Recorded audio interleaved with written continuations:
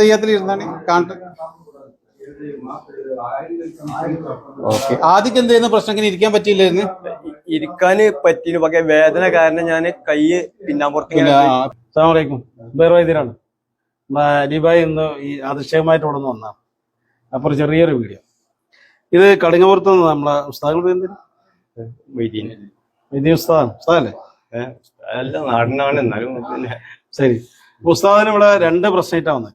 ഒന്ന് ഡിസ്കിന്റെ complaint, ഡിസ്കില് L4 L5 ബൾജുണ്ട്. പിന്നെ അതേപോലെ കൈ പൊന്താത്തൊരു പ്രശ്നമായിട്ട്, കൈ പൊന്തിച്ചാൽ ഞങ്ങൾ ട്രീറ്റ്മെന്റ് ചെയ്ത് കൈയൊക്കെ റെഡി ആയിട്ടുണ്ട്.